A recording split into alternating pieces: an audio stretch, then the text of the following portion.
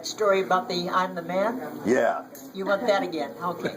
I flew into Carlsbad, New Mexico, and this young guy jumps up on the wing of my AT-6 and took the cap off, hooked me up to the mobile gas tank, and just as he got back, I slid the back canopy back on my AT-6 and puffed up my hair, and he just came unglued. He started yelling, "What are you doing in there?" And I said, "Well, I've been flying the airplane." He said, "You shouldn't be flying the airplane. I should be flying the airplane. I'm the man." And I said, "Honey, if you were, I'd have noticed." I like that story, do you? It's a great story. Yeah. How about the night flight? The night flight, somehow or other we got over at Moffett Field. I think it's Moffett, in Tucson, Arizona, anyway. And somebody was sick over at Blythe, so they flew over to pick up her airplane. 2 guys did. But somehow or other we ended up with 3 airplanes and the 2 instructors. And they said, well, I could fly it back because I'd flown there. But they didn't pay close enough attention to the time, I don't think. So when I got to Biggs Field, or when I got to El Paso, I couldn't find Biggs Field, and I'd never been up at night. I didn't know what to do, and so I knew that I could land all right, but I saw these lights lined up, and I came in to land there, and it was downtown El Paso.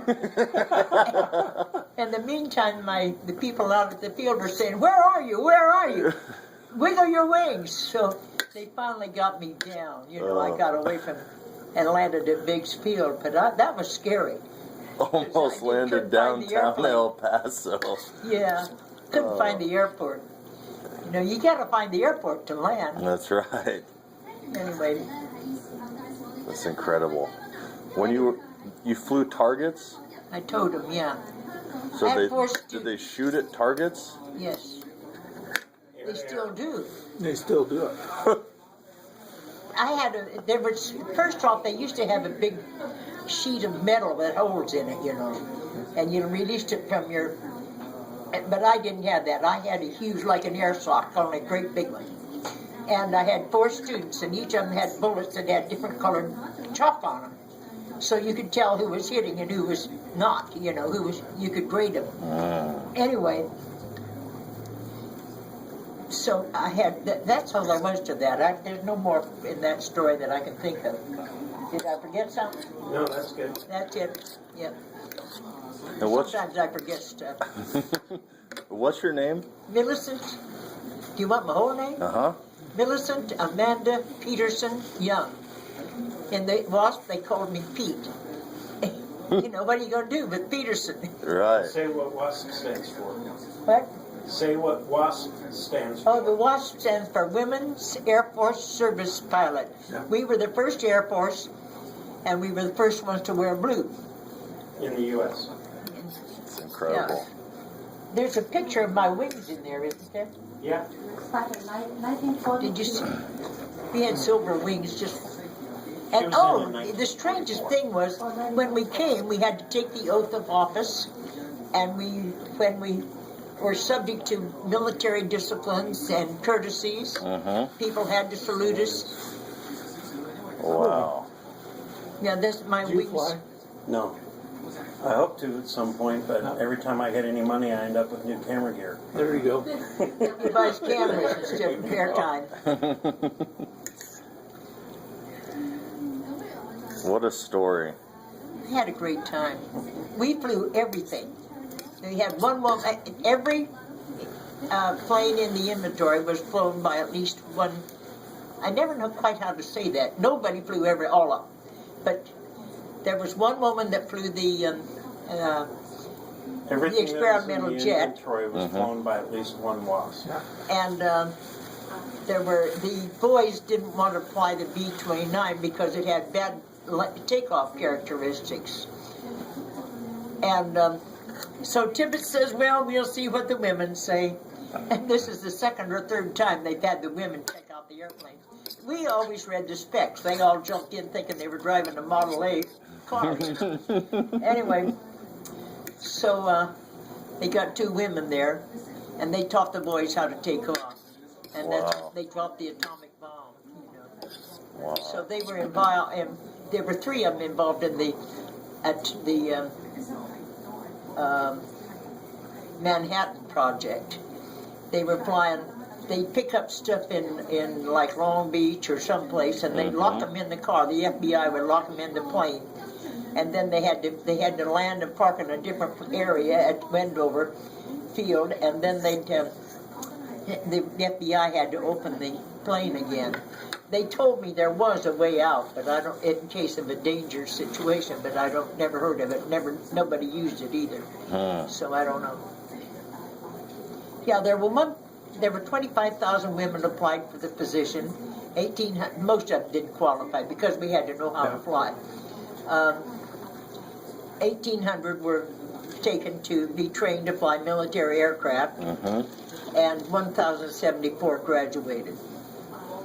And they're the ones that got the Congressional Gold Medal. Them or their families got one. Wow. 38 of them died. Yeah. And when they died, the WASP or their families, or a combination, had to pull money together to send the bodies home because the government wouldn't do it. Are you kidding me? No, In we're fact, not. when they were discharged, they had to find their own way home. We had to Holy find our moly. own way there, too, when we were told to come and fly. We were civilian employees for a long time. We didn't get our military status because when they put our bill up, you know, like when the WAC, the Women's Auxiliary Army Corps, and then when they took them into the Army, they were the Women's Army Corps. Well, anyway, when it came time for us, the boys that had been teaching other men how to fly, they thought we'd take over their jobs, and they'd have to go off and get shot at too. So they were able to defeat it by saying that we were going to cost the government a lot of money, which was a bunch of bull. You know, 1,074 people. Well, if we'd have stayed in, we'd have gotten more. They all said we could join the WAC, but they weren't flyers. And some of them stayed in the WAC, but I wasn't going to. I went back and got I promised my folks that I'd finish my education when I went there, so I went back to UNL and got my education. And then I got 3 degrees, not advanced degrees, just 3 bachelors. In what? Well, I got that one in home economics because I went on a scholarship from the Union Pacific, and you had to study that. Right. Then I got one in social work from Colorado State University, and then I got one from Utah in social work, a specialized area for adults, Wow. adult protective services from Utah. When's the last time you flew an airplane? I've forgotten when that was. 2010, in No, summer, you flew the Bob Dole's, the Bob Dole, when you got the Bob Dole Leadership Award. I'll get it out there. I thought I flew a Sweetwater for a little. I couldn't take off or land. I can't see. If you did, it wasn't when I was there. I flew a little bit in an AT-6. But my favorite airplane is the Stearman. I love that thing. If you got enough altitude, it'll save you about any mess you get in, won't it? Yeah, I have flown a Stearman. I've flown a Waco UPF-7. But I've flown a Stearman and a Waco UPF-7, which is Waco's version of the Stearman. yeah, They were in competition for yeah. World War II trainers. But the World War II thing, they moved on the Stearman. They moved the landing gear in Yeah. because they wanted to prevent us from doing ground loops. Yeah. In like the AT-6, we learned to fly instruments. We were good pilots. We had to be, or we'd have been kicked out. You towed targets. You flew all kinds of airplanes. You're instrument rated. Is there anything you didn't do? I didn't fly all kinds of airplanes. Well, I did, but they were all single engine. She never flew any jets or anything. Well, there's a lot of things. I farmed. That's how I got the money. My folks didn't even know I was interested in flying. I decided when I was 6 that I'd be a pilot. So did you grow up around here? at Chapel, Nebraska. You know where that Yeah. is? Yeah, I grew up south of Chapel Yeah. on a farm, She learned to ranch. fly in Ogallala. I learned to fly at Ogallala, and my grandparents and a lot of my relatives live here are near Larry Peterson. You know him? He has a Larry- ranch out north. Yeah, yeah, Larry and Carolyn. Yeah. Yeah, yeah, know Larry very well. Yeah, he's Yeah. my first cousin. Yeah, his youngest boy and his wife go to our church. What? Larry's youngest boy and his wife go to our church. Okay, they do. Yeah. Larry went home today. He has a new hip. Yeah. He went home today. So, and we've got another the Gingenbaws. I don't know, and the Gambles. Any of these people ring a bell? Gingenbos does. Dolores does. Dolores is here in town somewhere, Yeah. and the rest of them are all dead. One time, my sons and I were going to Bishop Hill. Swedes do that, you know. Anyway, Pretty good. and forgot where I was going with this. Oh, I know. We told Larry and my cousin Bob Peterson that we were going to be in town, so they said, "Well, meet us for lunch." And so we got there, and 25 cousins were there. Cool. They collected them from all over. Then their spouses. There were 25 Yeah. people there. I have a lot of cousins. So I Excellent. got to get out of here. We got to go see Dolores. Thank you very much Your name for your is service and the time. My name is Josh Lipker. Hooker Josh Lipker. Lipker. Yes, Yeah. ma'am. Huh.